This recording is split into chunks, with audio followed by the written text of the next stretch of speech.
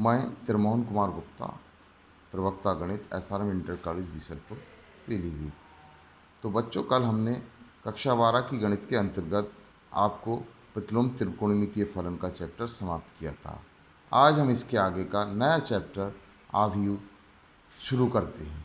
इसके अंतर्गत हम आपको बताएंगे कि आव्यूह क्या होती है, आव्यूह किसे कहते हैं, आव्यूह कितने प्रकार की होती हैं तथा इनसे संबंधित अन्य प्रॉपर्टियों का अध्ययन करेंगे। चलो हम आप इस अध्याय को स्टार्ट करते हैं। तो बच्चों, सबसे पहले देखिए आव्यूह क्या होता है। ठीक है, हम पॉइंट वाइज लिखवा दे रहे हैं। ए, आव्यूह। आव्यूह ये क्या होता है? आव्यूह को मैट्रिसेस या मैट्रिक्स भी बोलते हैं, MATRIX। तो बेटा ये होता क्या है, ये देखिए। सबसे पहले तो वास्तविक अथवा काल्पनिक अथवा फलनों की आयताकार सारणी को ही हम क्या बोलते हैं? आव्यूह कहते हैं। अर्थात इसे हम लिख देते हैं संख्याओं, जिसके अंतर्गत वास्तविक तथा काल्पनिक दोनों संख्या आ जाएंगी। संख्याओं वास्तविक अथवा काल्पनिक,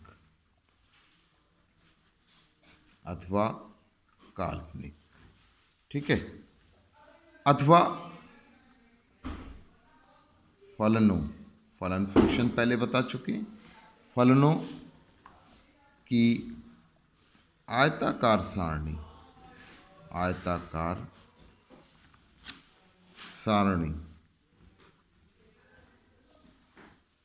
को आव्यूह कहते हैं। तो आव्यूह समझ में आया बेटा? आव्यूह क्या कहते हैं? अब इसमें आगे बताते हैं। किसी भी आव्यूह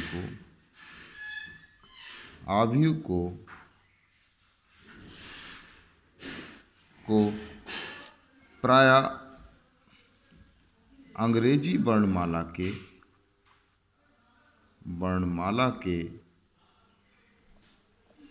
बड़े अक्षरों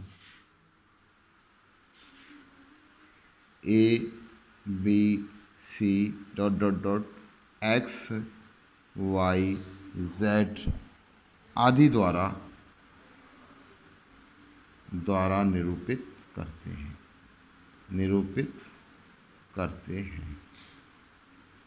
ठीक है, निरूपित कर, जबकि इनके संगत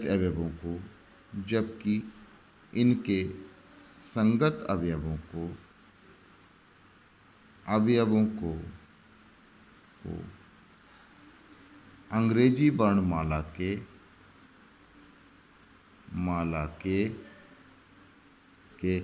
छोटे अक्षरों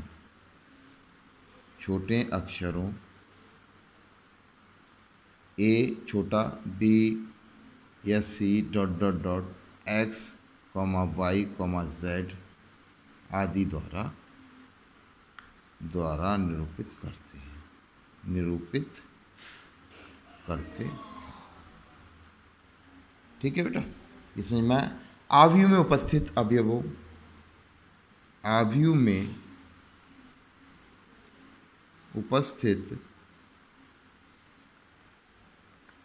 अवयवों से बनी क्षैतिज रेखाओं को पंक्ति तथा ऊर्ध्वाधर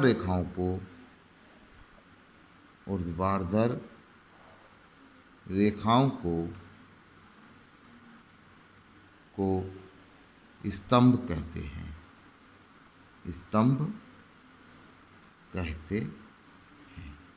ठीक है बेटा, जैसे अब हम एक उदाहरण से आपको समझाते हैं।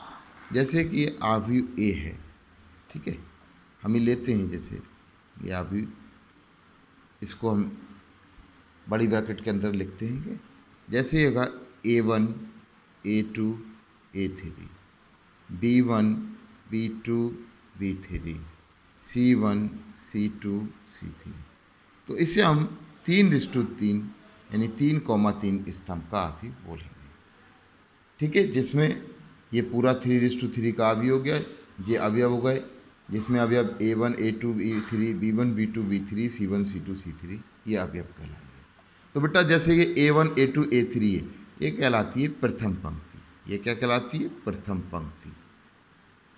ठीक है, या फर्स्ट रो, जिसे हम R1 से इंडिकेट करते हैं। इसी प्रकार से ये कहलाती है द्वितीय पंक्ति। द्वितीय पंक्ति जिसे हम R2 से इंडिकेट करते हैं। इसी प्रकार ये कहलाती है बेटा तृतीय पंक्ति। ठीक है बेटा, जिसे हम R3 से रिप्रेजेंट करते हैं। ठीक, इसी प्रकार A1 B1 C1 ये कहलाता है स्तंभ।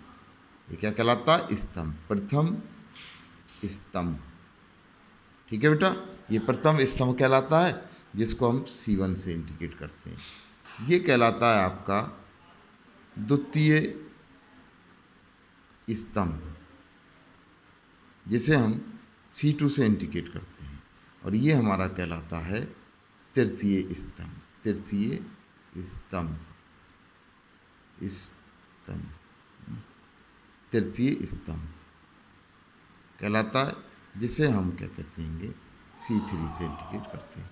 तो इस टाइप से आपको अभी क्या होता है बेटा, समझ में आया? ठीक, आगे समझ में पंक्ति कौन कौन सी होती हैं? जो क्षैतिज लाइनें होती हैं पंक्ति होती हैं बेटा, और ऊर्ध्वाधर लाइनें जो होती हैं वो स्तंभ कहलाती हैं। ठीक, अब हम आपको बताते हैं अगला पॉइंट, आव्यूह का क्रम या कोटि क्या होती है? आव्यूह का क्रम या कोटि क्या होती है? बी पॉइंट देखिए, आव्यूह का क्रम। आव्यूह का क्रम, इसे इंग्लिश में भी नोट कर लें, order of matrix. Order of A matrix. आव्यूह का क्रम क्या होता है? ये क्या होता है ये समझाते हैं आपको। यदि m गुणा n, यदि mn, जैसे मान लीजिए 15 वस्तुएं हैं अब आपको, तो उसमें आप ऐसे तोड़ सकते हैं 3 गुणा 5 या 5 गुणा 3। कैसे भी रख सकते हैं कि जैसे 3 पंक्ति बना लें तो 5 स्तंभ बनेंगे, या 5 स्तंभ बना लें तो 3 पंक्तियाँ बनेंगी। तो उसी आधार पे यदि m गुणा n आपके पास संख्याएं हैं, m गुणा n संख्याओं को प्रत्येक पंक्ति में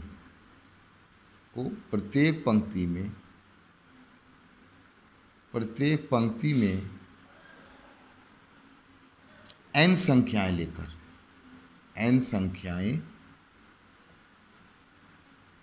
लेकर m पंक्तियों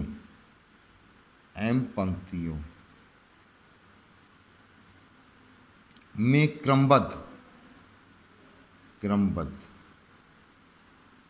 व्यवस्थित करें तो प्राप्त संरचना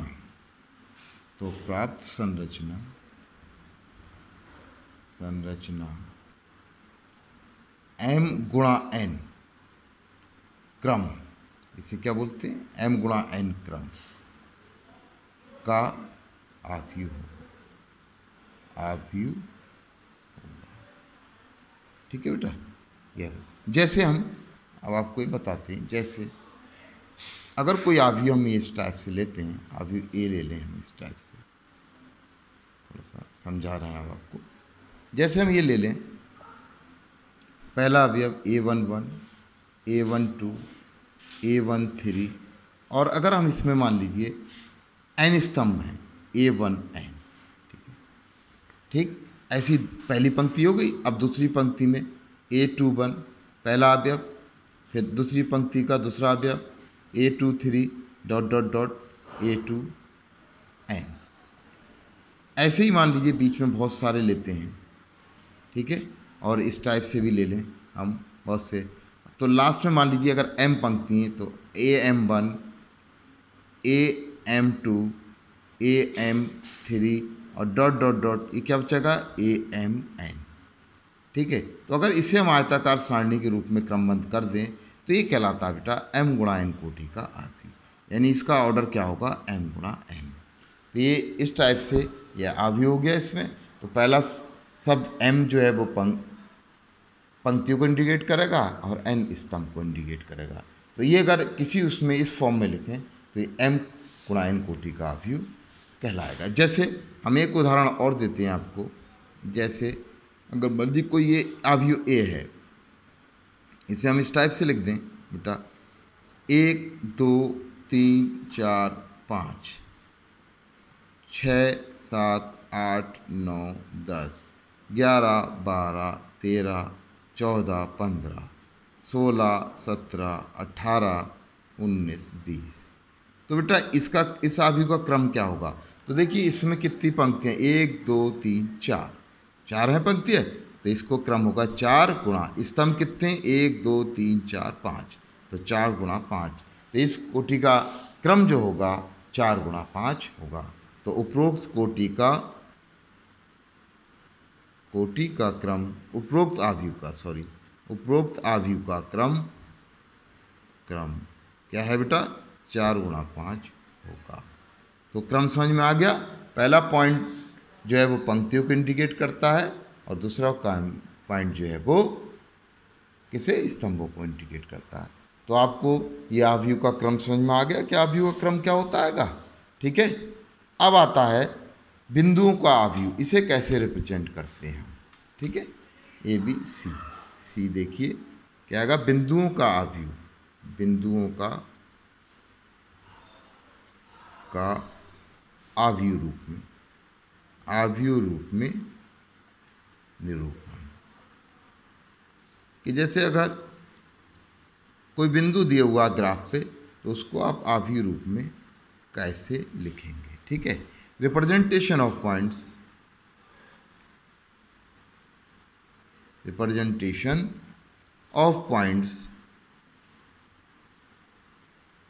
इन मैट्रिक्स फॉर्म,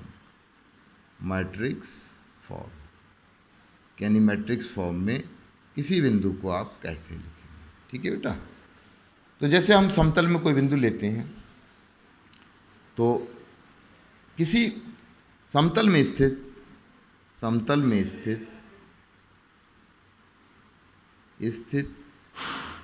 किसी बिंदु, कोई बिंदु है, किसी बिंदु, बिंदु मान लो सपोज x, y, ये बिंदु है, को आव्यूह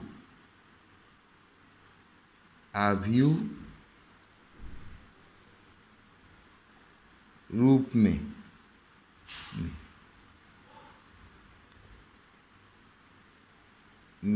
आव्यूह रूप में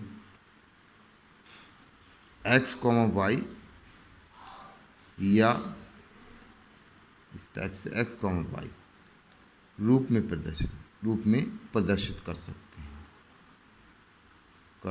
हैं। यानी ये जो अगर कोई पॉइंट दिया हुआ है तो आव्यूह रूप में हम इस टाइप से भी लिख सकते हैं और इस टाइप से लिख सकते हैं। अब इसका ऑर्डर क्या होगा, 2 गुणा 1 होगा, क्योंकि 2 पंक्ति हो गई, एक स्तंभ हो गया। इसमें क्या ऑर्डर होगा, 1 गुणा 2, क्योंकि 1 पंक्ति और 2 स्तंभ होंगे। तो ये आपके बेटा समझ में आया कि बिंदुओं का आव्यूह रूप कैसे होगा। ठीक, अब हम आपको आगे बताने जा रहे हैं कि आव्यूह के प्रकार, कि आव्यूह कितने प्रकार की होती है। तो अगला पॉइंट जो है वो आपका डी पॉइंट है, आव्यूहों के प्रकार। ठीक है, टाइप ऑफ मैट्रिसेस,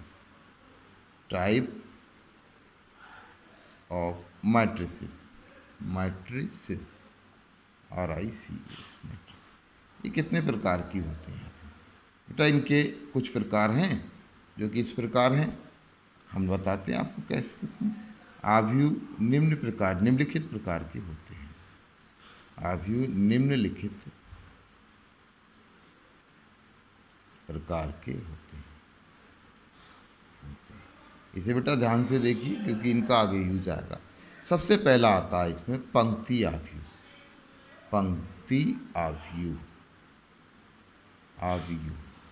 जिसे बोलते हैं बेटा row matrix, ROW, row matrix, MATRIX। Row matrix क्या होती है बेटा, देखिए सर, तो ऐसा आव्यूह जिसमें केवल एक पंक्ति होती है, पंक्ति आव्यूह कहलाता है। यानी ऐसा आव्यूह जिसमें केवल एक पंक्ति होती है, केवल एक पंक्ति होती है, पंक्ति आव्यूह कहलाता है। पंक्ति आव्यूह कहलाता है। ठीक है, जैसे मान लीजिए अगर हम इसे ऐसे लिख दें, जैसे ये हैगा आपका, ये हैगा A1 A2 A3 dot dot. तो देखिए बेटा इसमें केवल एक पंक्ति है, तो ये क्या कहलाएगा, एक पंक्ति आव्यूह कहलाएगा। क्लियर? जैसे इतने इतने एक पंक्ति आव्यूह, पंक्ति आव्यूह। तो पंक्ति आव्यूह समझ में आया बेटा आपका। अब हम दूसरा बताते हैं आपको, स्तंभ आव्यूह। स्तंभ आव्यूह, ऐसे इंग्लिश बोलते हैं column matrix, COLUM, column matrix, MATRIX। Column matrix क्या होती है बेटा, ऐसा आव्यूह जिसमें केवल एक स्तंभ होता है, स्तंभ आव्यूह कहलाता है। तो ऐसा आव्यूह जिसमें केवल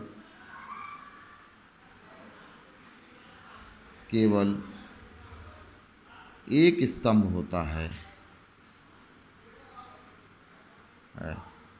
स्तंभ आव्यूह कहलाता है। स्तंभ आव्यूह कहलाता है।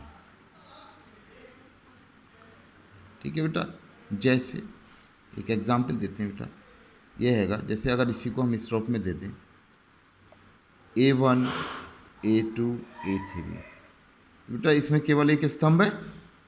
ठीक है, एक इसका ऑर्डर लिखोगे तो 3 गुणा 1 हो जाएगा। ठीक है, जैसे इतने एक क्या है, स्तंभ आव्यूह। स्तंभ आव्यूह समझ में आया बेटा। इसका भी हम ऑर्डर लिख देते हैं, पंक्ति एक स्तंभ। तो स्तंभ आव्यूह समझ में आया बेटा आपका। अब तीसरा है बेटा आपका शून्य या रिक्त आव्यूह। शून्य या इसी को बोलते हैं रिक्त आव्यूह, रिक्त आव्यूह। ठीक है, ये होता है जीरो या null matrix, NULL, null matrix. ये बेटा क्या होता है, शून्य आव्यूह या रिक्त आव्यूह। ठीक, ये देखिए बेटा, तो ऐसा आव्यूह जिसका प्रत्येक अवयव शून्य होता है, शून्य या रिक्त आव्यूह कहलाता है। तो ऐसा आव्यूह जिसका प्रत्येक अवयव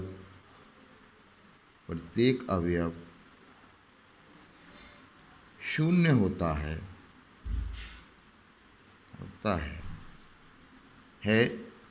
शून्य या रिक्त आव्यूह कहलाता है। शून्य या रिक्त आव्यूह